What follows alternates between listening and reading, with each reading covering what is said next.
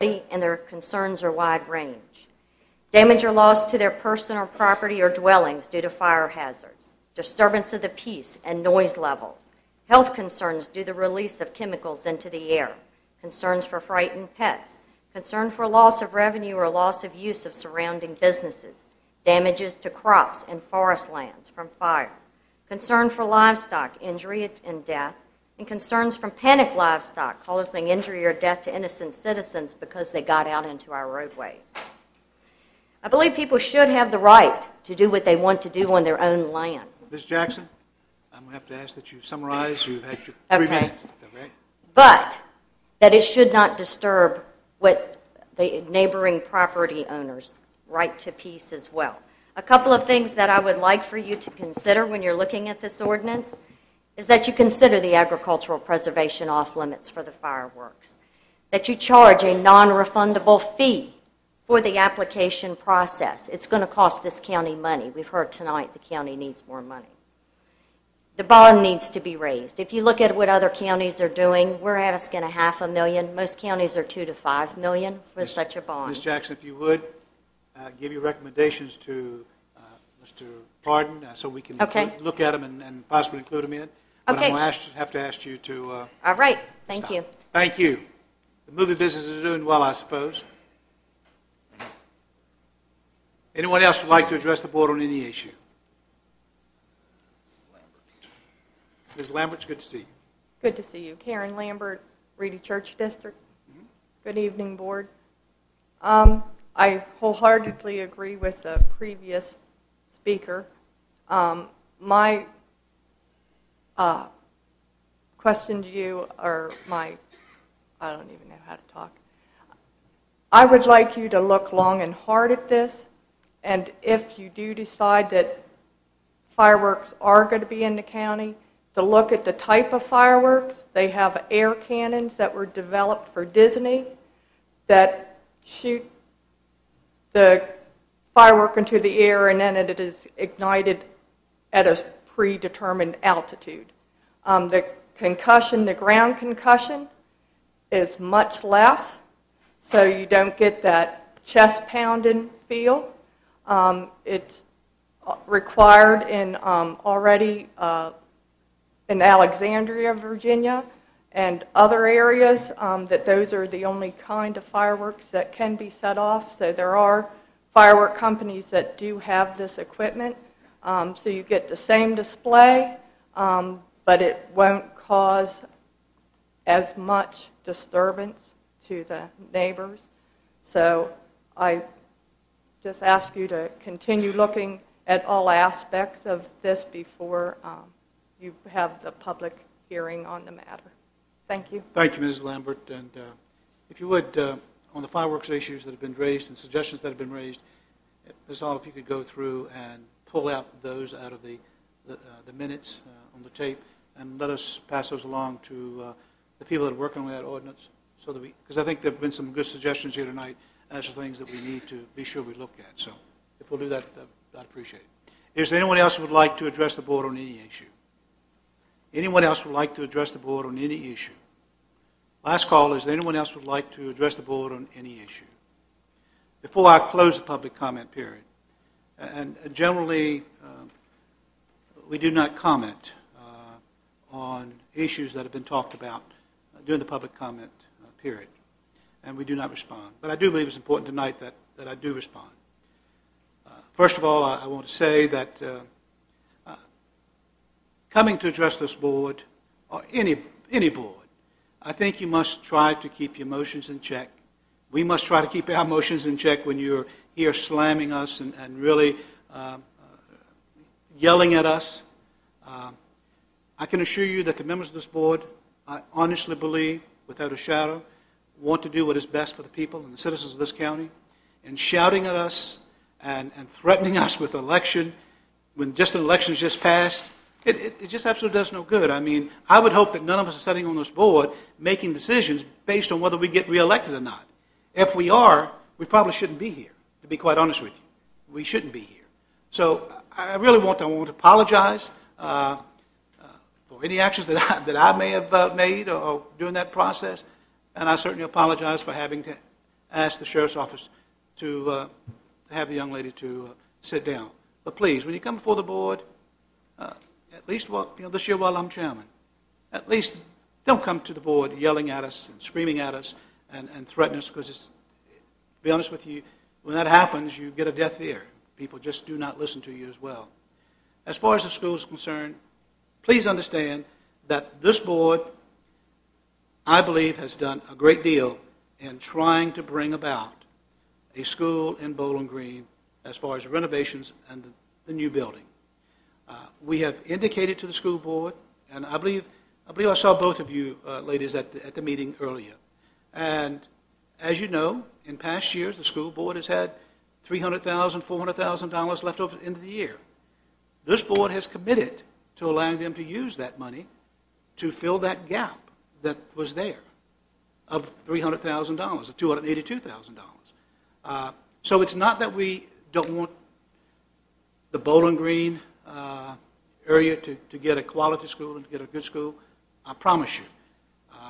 I live in Ladysmith, yes, but I have concerns about people that happen in Bowling Green.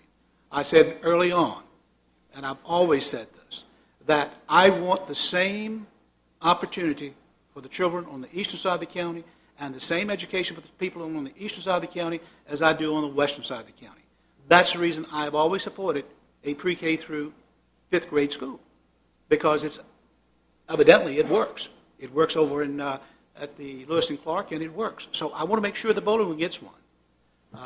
And so please don't think we do not want the Bowling Green side to get with the Ladysmith side. And it bothers me a great deal that we are. I just hope we don't start that dividing line again.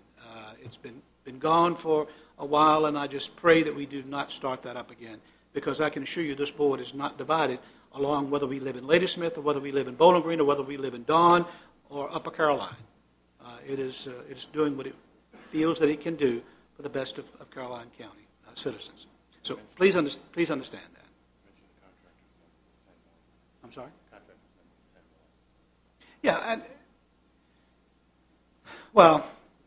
Yeah, the contractor's number that he came back after negotiations or during negotiations was $10,166,000. That's what he said was that he could build the building for and basically give it to you for with everything except terrazzo floors, and I think there were a couple of other things that he had taken out. But again, I think we're going to see a school built and renovated, and when it's all said and done, I believe you will say, maybe not to this board, but to people outside, yeah, we're proud of what we have in this building. And so please understand we're doing the best we can. Thank you, and I appreciate it, and the public comment period is now closed. We're going to take a 10-minute break, please.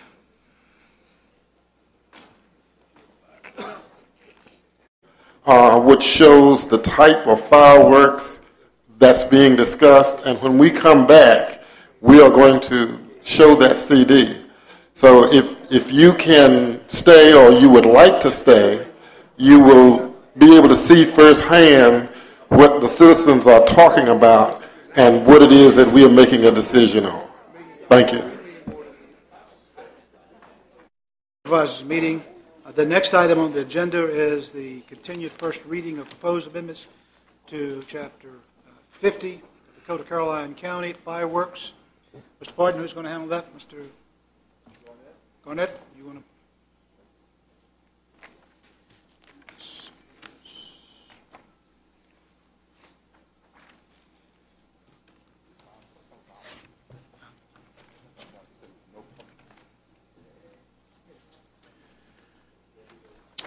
Good evening, Mr. Chairman and board members. Good evening. At the last meeting when we began this discussion, you were presented with an initial draft, and staff made reference to some changes that you suggested at that time. So the draft that you see this evening incorporated some suggestions from the previous meeting that are different. First, at the last meeting, there had been discussion about limiting the number of displays that could occur over a calendar year. And this particular version limits displays in recreational zones such as fairgrounds to 4 displays a year and all other property 2. Secondly, there was a discussion about the time period in which displays could have occurred and the length of display, and this particular version limits the entertainment property events to not exceed 45 minutes and to be over with by 11 p.m., all other property not to exceed 45 minutes and over with by 10 p.m. Address that time change. And last, there was a discussion, the original version had suggested or recommended written permission from all of the adjoining property owners, and taking back the concerns they had, this particular version makes written notice but does not require written permission from all abutting properties, the adjoining properties and the property across the road. So those are the changes that were incorporated from the comments that were made last time.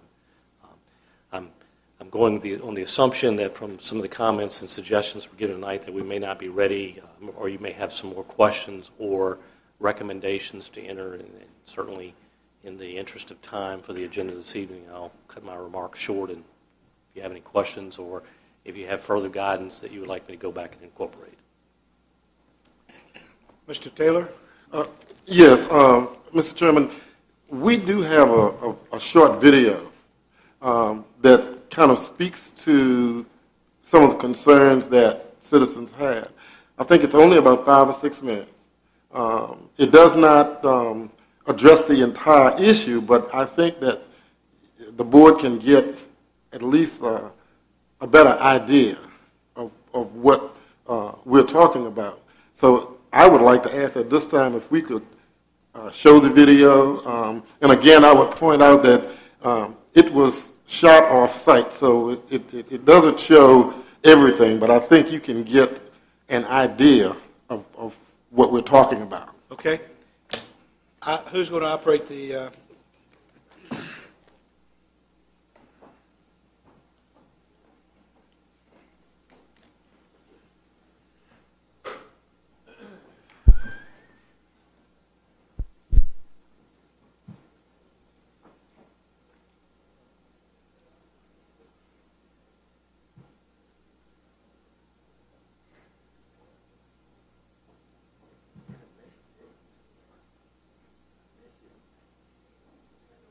Second video?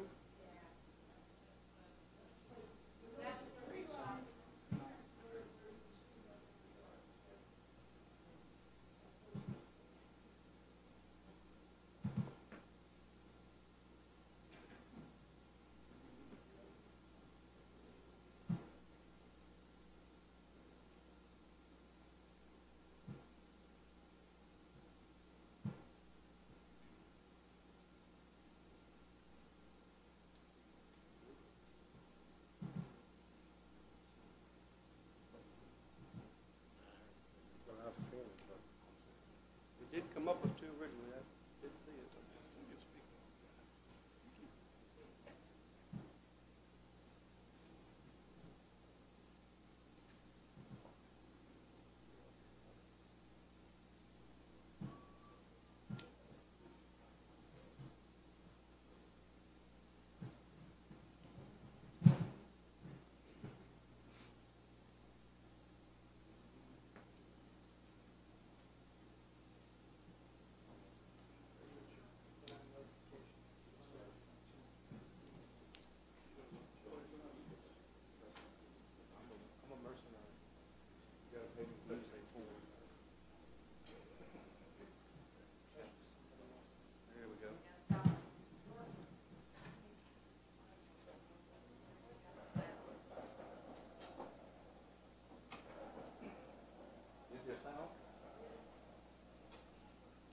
Here, but there's no cable here.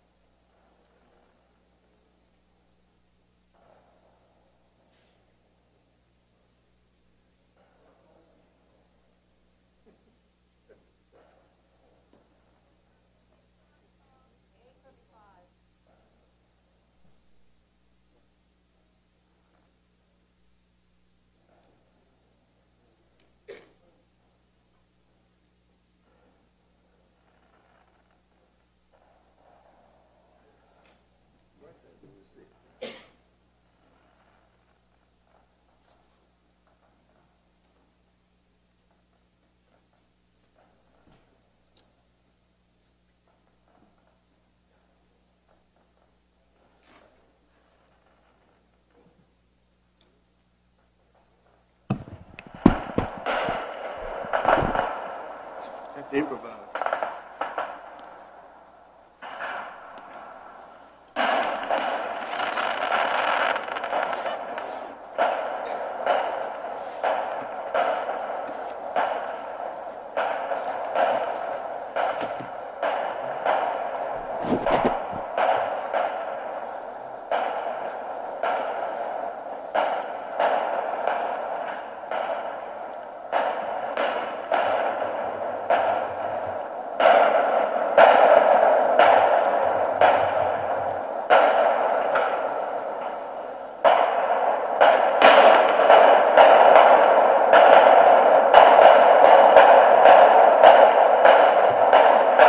This is, we'll try to keep the banging at a minimum.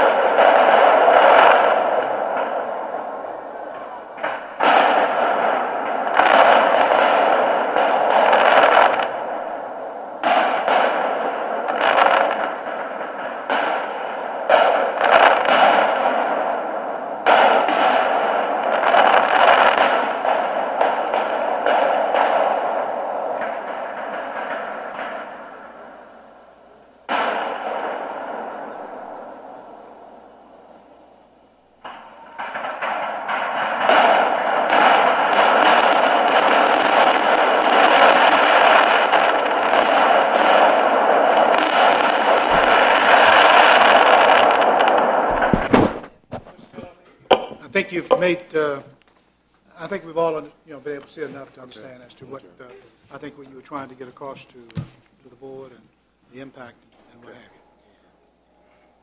All right. Mr. Cornett, I believe the board, or certainly I would like to, and other board members can comment as well, I would like to see us go back and, again, as I said to Mr. Pardon earlier, is let us look at some of the comments that were made earlier during the public comment period. I think there were some good suggestions. There were some areas of concern that I believe we need to look at in addressing this fireworks ordinance. And I, for one, would like to see us go back and look at those. Mr. Black, you have any comments, any questions? I have a couple. Can we put something in there about, and I didn't see it, something about in a drought condition? I did not see when we have a drought condition that they will be banned. And as far as, I mean, I agree with the written notice to the neighbors, the 45 minutes, the bond. I would even be in agreement with the bond going up. My concern is my concern is property rights.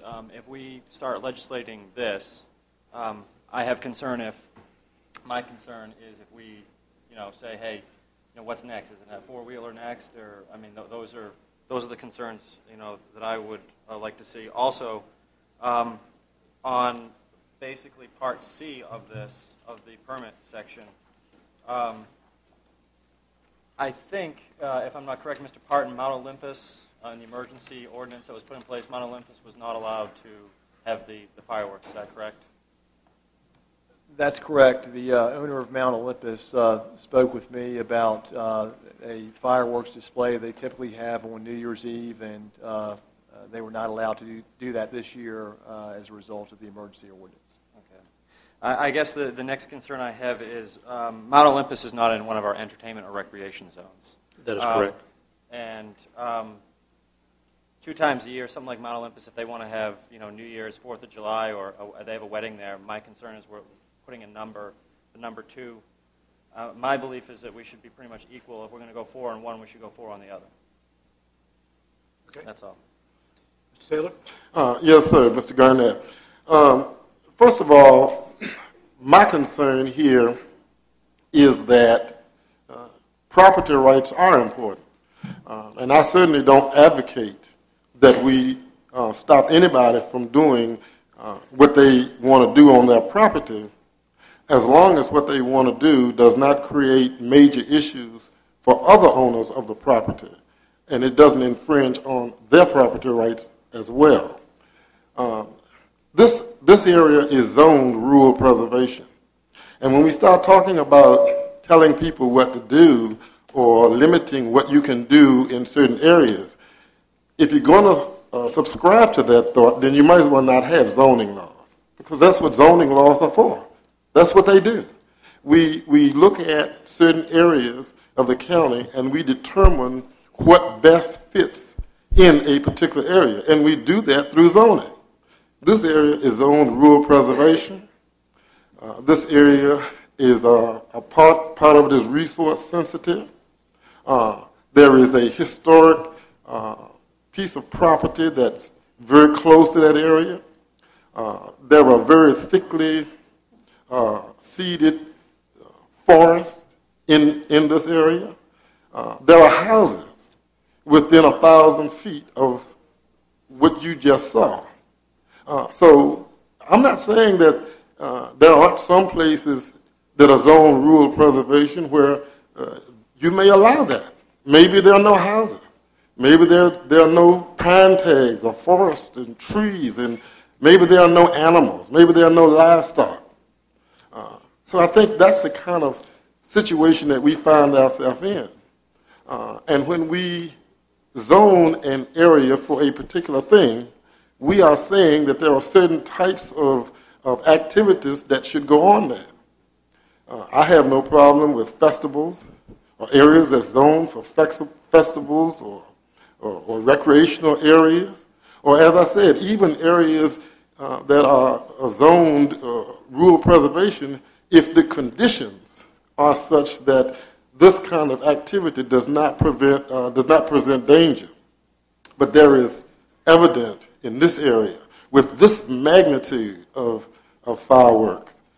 The people who live in this area who have livestock have a right for their livestock to be protected as well.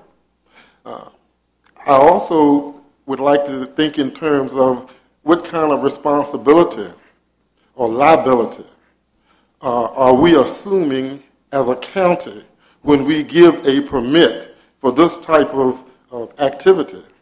When a horse runs out in the road and gets hurt or hurts someone else, or there is some danger to human life or destroying a property. I'm also concerned about the fact that if we're going to have fire and rescue on board there when this is going on, or maybe someone from law enforcement, and the financial impact that that has on the county. And I certainly think these are things that should be borne when you issue a permit. As of now, you can get the permit for nothing. But this activity is actually costly to the different county people that have to be on hand to do this. So I would just think that we would really look at costs as far as the permit costs. Again, we would look at how close houses are in proximity to where these types of fireworks are going to be displayed. Resource-sensitive area, how it's impacted by this. And finally, if it's zoned rural preservation, we need to make sure that the activities that we have there are suited for that zoning. That's all I have to say for now. Thank you. Mr. Underwood? Mr. Chairman, thank you. I think I take a little different spin knowing that the state fair is in the Reedy Church District, and I've listened to several complaints from a number of my constituents. I think they have, regardless of the zoning, I think we need to make sure that we don't infringe upon their rights to enjoy an evening sitting out on the back porch or having their livestock upset, as well as putting a burden on the county agencies to ensure that there are no fires or no safety issues for the residents. I do have some concern. I agree with Mr. Taylor. I think there should be a cost that takes into consideration the agencies that we need to make sure that there are no incidents that negatively affect the rural preservation or homes. And I also agree with Ms. Lambert, who talked about the types of fireworks and how they can be used at minimal impact upon the residents. So I think we need some language that protects both the homeowner, the property owner, as well as give the person who's having the firework display an opportunity to make it as least infringing on the other people as possible. Okay. Mr. Seeley? Mr. Fincham?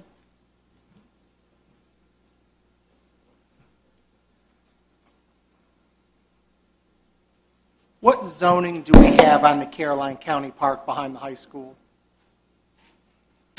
I believe that's rural preservation. House density, 1 house per acre behind it? No. Rural preservation, your zoning density I'm talking about along Devil's Three Jump Road. in areas, it's about 1 dwelling per acre, a couple of the pre-existing subdivisions back there. Right. We did fireworks there, Mr. Wilson, what, 4 or 5 years? I mean, we're moving to a point where the county, if we had the funds again to be able to do fireworks, we're moving to a point where we wouldn't be able to have our own fireworks display for the same exact reasons. And anything we impose makes anything that we want to do. And we all had dozens of citizens. I mean, the high school and the middle school there was standing room only. I mean, fireworks display there was hugely received and was sorely missed when we stopped doing it. We just didn't have the funds. We know how expensive they are. I mean, the display that we saw, it probably went on 5 or 6 minutes, was probably $10,000 or $15,000. What I don't want to do is get into a situation where we get, for the one that we saw? Okay. What I don't want to do is get into a situation where we've actually made it so the county can't do fireworks if we have that situation again. Mount Olympus is in rural preservation, I believe, as well. I understand the concerns, and I understand. My family's owned horses for a long time, had the same issues. We all know what happened when we had the gun situation. We had the room full of people. There were a lot of people that didn't want anybody shooting any guns. Once you start down this path, you start bringing other groups that are saying this is bad and that's bad. I think there ought to be a fee. The liability insurance that we require would go a long ways to any problems that are created. That's why the county had to get it. Everybody who shoots fireworks has got to get it. You assume responsibility with liability insurance. We can have our attorney check that. But I think we need to be careful. There are organizations that, Mount Olympus, if they wanted to do fireworks, if somebody wanted to donate them for the Wounded Warrior program that evening, they wanted to do them New Year's and they wanted to do them 4th of July. I mean, there isn't one size fits all in the county. Most of the county is rural preservation. I don't know how we make it so that everybody's happy, and we're not going to get there, but I think we do need to charge a fee for the permit. I think the liability insurance needs to go up, and I agree with Mr. Black. 4 times a year, it's not like you're doing this every weekend. I mean, people can have huge parties at their place with an outdoor band. I mean, do we go there next? I think we have to look carefully at how we handle this. Those are my comments, Mr. Chairman. Thank you, Mr. Seeley. Mr. Thomas? Mr. Garnett, Yes, sir. Yes, sir. I had previously asked for in the ordinance some differentiation between commercial fireworks and I guess things you can buy at the corner. Yes, sir. And I'm not seeing that. Did I miss it? That is still listed as what fireworks are excluded in the last section where it talks about what I would call consumer-grade fireworks that you would buy and set off in your front yard that don't rise. The other fireworks are defined by Code of Virginia. Okay, so you're saying excluded? Yes, the last portion of that section talks about the chapter does not apply to the sale of sparklers, fountains, the Pharaoh's serpents, the caps for pistols, the pinwheels. In other words, the fireworks that you typically see in the cellophane wrapper at a convenience store that you buy to set off in your yard that shoots off some sparks but doesn't go up in the air like a commercial fireworks would and explode. Okay, so that's where we're saying the differentiation is? Yes, sir. So theoretically, I can buy M80s if they're still called that or whatever, and maybe they're M85s. M80s are not legal fireworks in Virginia. Excuse me? M80s are not legal fireworks in Virginia.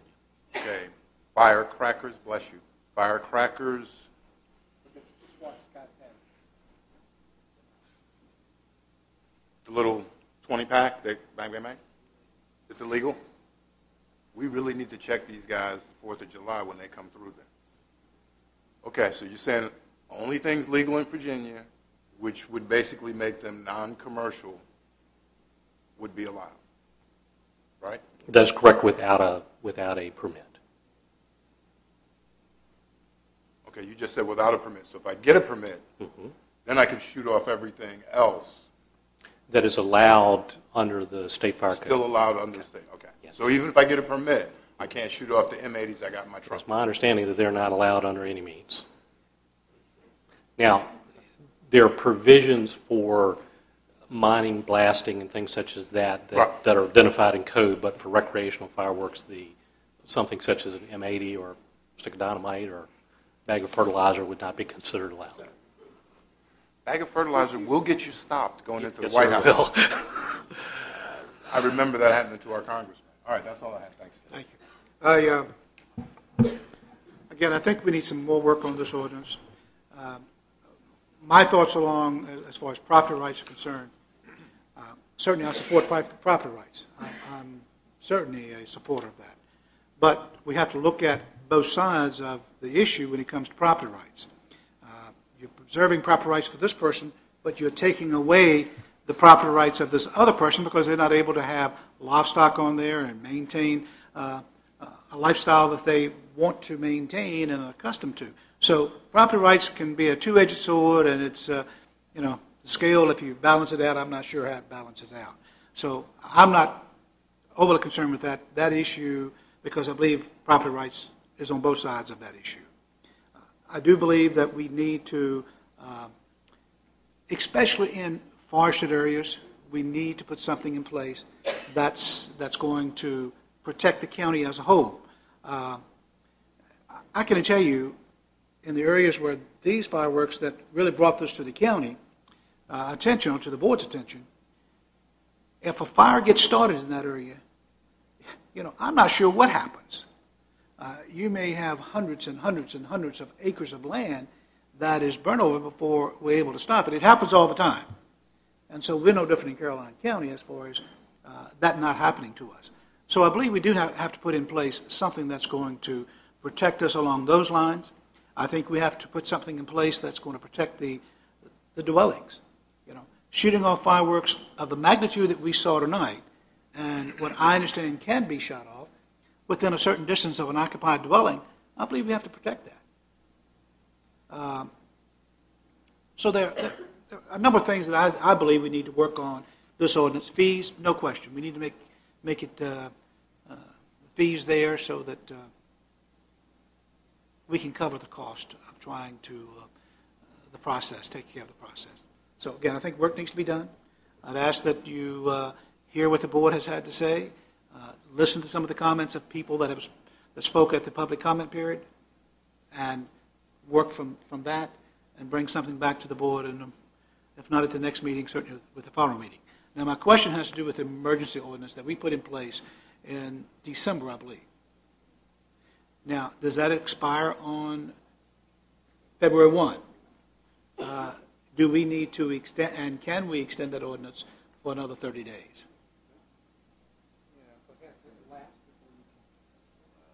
Has to lapse. Okay. It'll lapse February 1st, and we'll have another board meeting On the 14th. 14th. But we can, yeah, 14th. I got somewhere to go. Yeah, board meeting. Okay. Could I just add one thing? Mr. Taylor, you may add one thing. Okay. And, you know, I certainly am not against fireworks, but I believe that there are places in Caroline County where you can do this. I'm just concerned about this particular area or other areas that meet the same conditions that we have here. I don't want us to not be able to do fireworks. I mean, I like fireworks. I think kids enjoy fireworks and adults as well. And I believe that there are places in Caroline where this type of entertainment is appropriate, and I think it would be good. I certainly don't want the people of this county not to be able to enjoy fireworks, but I just don't want them to enjoy them in this particular area, because I feel like this area that we're looking at now has characteristics that make it not suitable. Okay. Thank you. I gave you 2 or 3 things, but anyway, you're new to the board, I understand. Mr. Akers, may I? Thank you. This is not a public comment period. This is not a public hearing. Pass along any comments to staff. Mr. Chairman? Yes, Mr. Black. Please. Boy, just try to make me into a bad person tonight. I'm going to have to ask the sheriff to have you out. But no, please, I can assure you that the board is going to listen to you when the public hearing is held. It's going to hear all the comments. But this is not a public comment period, a public hearing period. And if you want to come back to the next meeting and make some public comments, I invite you to do so. But pass your comments on to Mr. Pardon or Mr. Garnett, and they will certainly consider them in trying to propose an ordinance. And I do appreciate your comments. Thank you. Mr. Black? I just had a couple of quick questions for you. Do we know of any of these surrounding rural counties, say, for example, Orange or Louisa or King George, how our code or the code was being put in place, how it would be similar or different than theirs? And secondary question to that, are there any of these counties that surround us that ban the fireworks completely, if you know that? I could get a complete list for you. I'm not aware of any counties of our character as far as the rural nature that have banned most jurisdictions, because this is such an infrequent issue. This is something that was placed on the books a number of years ago, and my research, it tends to be very brief. So this is more detailed than what you see. Where you see a fundamental difference is that localities that have adopted the statewide fire code, their ordinances related to the display of fireworks, the sale of fireworks, the storage of fireworks, and the manufacture are all covered very extensively in fire code. And you'll find sections of that ordinance that are multiple pages, dozens of pages long, because there's a whole different set of authority, responsibility, and regulation that come with that. And they tend to be much more expansive. We certainly have the option to adopt the section of the state fire code that deals with fireworks. Now, that would bring back a fundamentally different and more lengthy ordinance for your consideration, but it would address not only a permit for a display, but it would also address storage, manufacture, sale, and those other issues outside. And that's certainly an option, but honestly, that's going to take me more than 30 days or more than 2 weeks if we choose to do that. Do you know of any of the counties around here that are on that, the state, that use the state fireworks code? Obviously, Fredericksburg, Spotsylvania, Hanover, King and Queen is not. King William was, and I believe rescinded that because they lost their fire marshal. I would rather do thorough research and provide you a detailed list. So, thank you. Okay. Thank you, Mr. Cornett. Mr. Akers, could I pose 2 quick questions to you, and I'll be quick as I can here.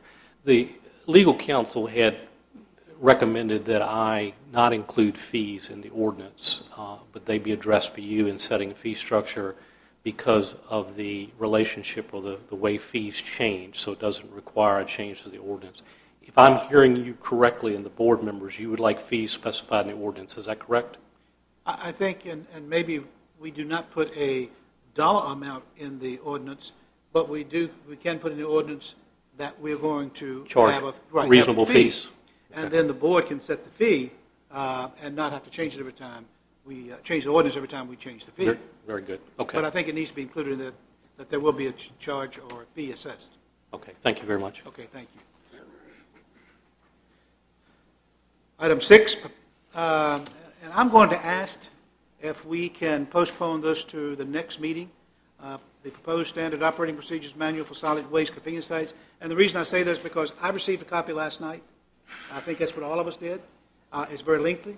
I think it requires some discussion and some understanding on our parts as board members of what that's going to happen and do. I think maybe in the past we have jumped and approved things that we regretted 2 weeks later or 30 days later or what have you. So we'll put that back on the agenda for the 14th meeting of February, and hopefully we'll all have an opportunity to review and study those changes. New business. All right. The proposed increase in percentage of NADA value used for assessment of personal property taxes. Mr. Pardon. Mr. Chairman, members of the board, as we go about developing the fiscal year 2012-2013 budget in preparation for presenting the budget to the board at the next meeting, it's become very apparent that fiscal year 13 is going to be a very difficult budget year. That doesn't come as a secret based on the comments made previously. Although we began the current fiscal year with a surplus of $3.3 million, we anticipate a deficit of $1.4 million in the utility fund this year and another $1.6 million deficit in the utility fund in FY13. And these deficits have to be covered by a transfer from the general fund. Now, the deficits are not in operations. The utility fund is generating enough revenue to pay for itself in terms of operations, but rather the debt is for debt service costs for previously approved capital projects. With the continued slump in the housing market, we're not meeting our projections for new hookups, and therefore we're not receiving enough availability fees for the utility fund to be self-supporting. Total debt service payments in the general fund and the utility fund will increase by about $3 million in FY 2013 from the current fiscal year. We're also seeing, as was alluded to earlier, increased costs in VRS, life insurance, and health insurance. With this in mind, staff is making every effort to make as many reductions as possible in the FY13 budget and hold operating expenditures and capital projects to a bare minimum. However, it's apparent that expenditure reductions alone will not balance the FY13 budget.